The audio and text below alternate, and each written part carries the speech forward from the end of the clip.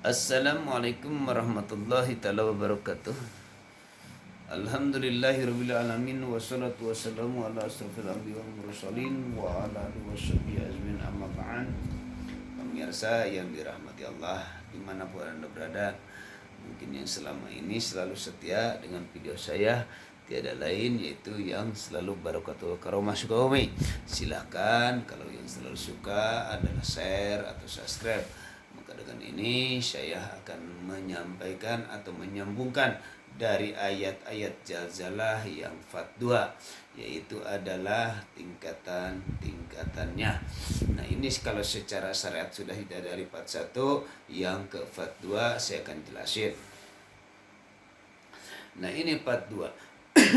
Part 2 ini adalah tadi yang mengatakan dari ayat yang tadi wa akhrajatil ardu asqalha, yang berat di dalam dada, yang sebenarnya karena kitanya selalu banyak hutang dan dorongan kita yang sangat berat pertanggungjawaban biaya hidup, biaya bulanan, biaya harian ataupun biaya mingguan, karena kitanya selalu mendorong dengan hawa nafsu.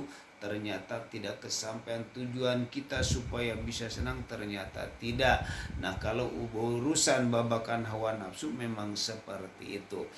Nah kalau sekarang misalkan kita tak punya mobil sudah keluar 2, misalkan tadi menjelaskan dari part 1, mobil sudah keluar. Sekarang apa yang kita harus keluarin? Karena kita perusahaan mungkin mulai melemah, dalam perusahaan tidak ada penghasilan, kita jual lagi, bisa punya rumah atau 1-2. Kalau misalkan punya rumah 2 itu bisa kemungkinan kita jual lagi rumah, masukin misalkan modal ke sana kemari buat keluarga, ternyata masukin ke dalam perusahaan habis. Beli lagi mobil, bisa jual mahal karena terlalu tinggi, mobil bisa tetap lama kelamaan habis. Misalkan bayar hutang tiap bulan, ternyata masih dalam keadaan belum cukup, tiap bulan cuma kurang mampu 3 bulan itu. Sesudah 3 bulan kembali lagi, idza zulzilatil ardu, diguncang lagi, bingung lagi bagaimana ini. Nah lama kelamaan itu bisa kemungkinan rumah yang kita tinggali akan digadaikan, bisa kemungkinan rumah yang kita tinggali langsung dilepas, 2 perusahaan sudah habis. Disitulah istri pun lama kelamaan kalau sudah miskin, sudah tidak apa-apa, istri pun gak mau tinggal. Segitu sangat beratnya untuk mengeluarkan istri dalam dada atau menceraikan istri dalam dada. Ternyata dengan dorongan kutikan hawa nafsu, Masya Allah, menjadi keadaan menjadi berat. Ternyata itulah ayat-ayat Jalzalah yang selalu mengatakan. Nah orang kalau seperti itu berkata wahrajatil ardu asqal wa qolal insanu malaha, akan berkata wa qolal insanu malaha, ini teh apa, akan berbicara apa yang terjadi yauma idin tuhaddisu ahbarha, pada hari itu ia bumi menceritakan, berbicara, ada apa ini teh, siksaan dari apa ini teh, kok begini amat sih kita, apakah ada yang jahil ini, yang nyantet ini, berbicara. Bi anna rabbaka auhala, karena sungguh Tuhanmu telah mewahyukan padanya dalam dada, mengatakan akan memberikan yaumaidi yashdurun nasu astataliyurau a'malahum, pada hari itu keluarlah dari kuburan, keluarlah dari kuburan hawa nafsu, ruh-ruh kita keluar di situ. Masya Allah Rabbuna Al-Karim.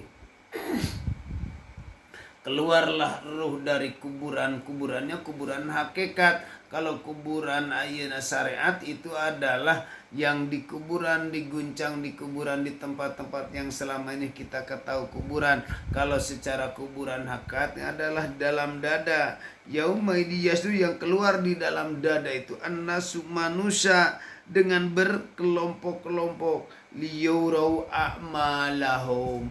Oh ini orang bangkrut, oh ini mantan bangkrut, oh ini mantan kaya, kok ini itu liyurau amalahum. Orang yang ini bekas ini orang yang ini bekas muja, orang yang ini bekas begini terus liyurau amalau, karena melihat pekerjaannya mantan. Pamayya'mal miskola daratin khairan. Apapun yang selama ini kita kerjakan, sebesar apapun kita amal kita dilakukan, posisinya kita lagi ke posisinya jaya, ucapan kamu misalkan lagi kayak pedaskah kepada orang miskin, sombongkah kepada orang miskin, sangat pahitkah kepada orang yang tak berguna, kepada orang yang sangat tak punya. Disitulah lidahmu adalah obatmu. Paria pahit ucapan dengan ucapan itu. Nah apalagi tingkah lakunya, bisa mukul, bisa memecat seenaknya saja atau menjadi karyawan bisa mengunjukkan kepada pembantu, tiada lain bisa menunjukkan kepada para pembantu itu dengan kaki, bisa menunjukkan kepada karyawan itu dengan mata melotot, dengan ucapan sangat keras, dengan segala apapun lah kelihatan amal-amalmu. Sholat nggak ada sholat, nggak ada sodakoh. Ternyata yang selama ini dia sholat karena sesuatu, sodakoh karena sesuatu. Kalau di sisi manusia sering dia sholat, sering dia sodakoh. Nah kalau di sisi Allah, kalau babakan hakikat, ketahuan engkau itu sholatnya karena pengen lancar, engkau itu sholatnya pengen menutupi aib, engkau itu sholatnya pengen disebutkan orang yang dermawan, engkau itu melakukan sholatnya di dalam hatinya karena pengen dihargai. Kaya tapi ibadah alhamdulillah ya.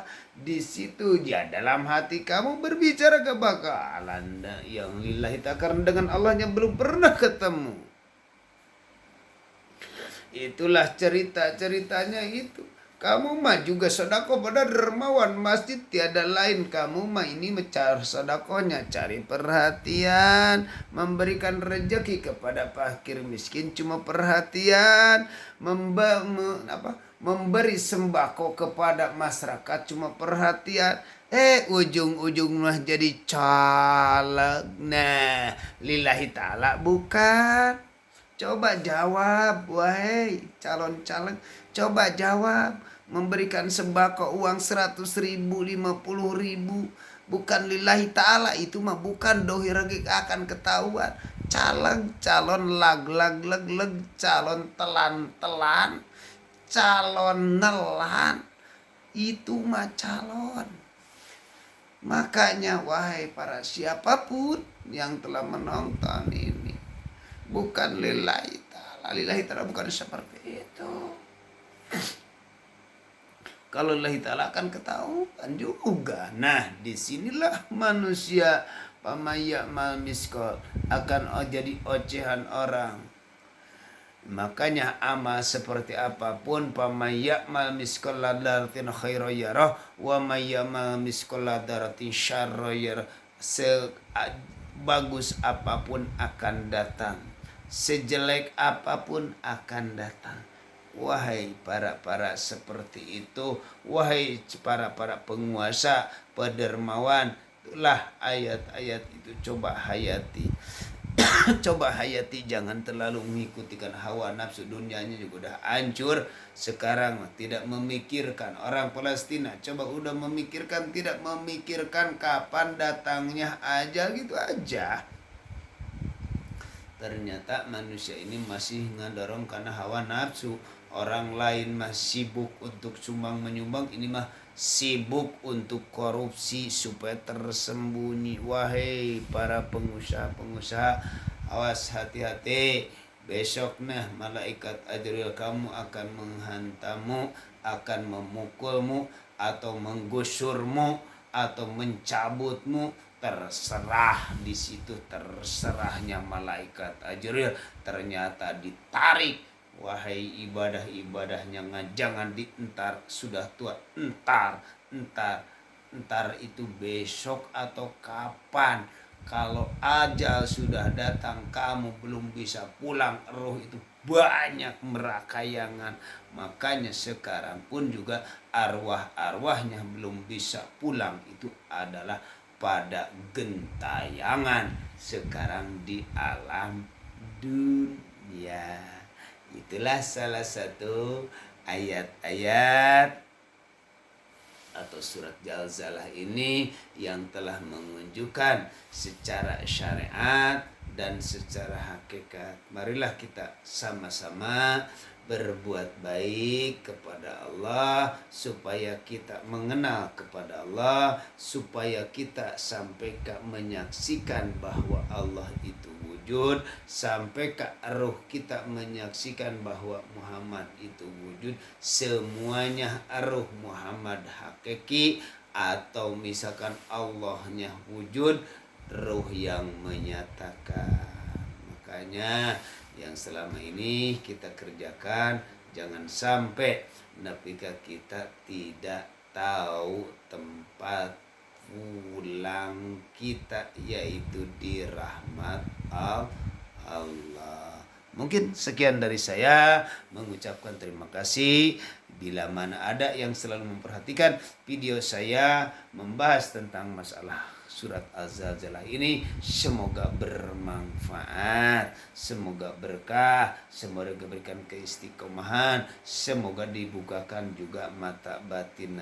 Mengucapkan terima kasih. Silahkan kalau yang suka, kalau yang selalu suka menonton saya, share, subscribe, atau nyalakan loncengnya, supaya para sahabat, para saudara dimanapun Anda berada, mungkin yang ada di rumah atau di luar rumah, atau dalam negeri atau di luar negeri, tidak ketinggalan.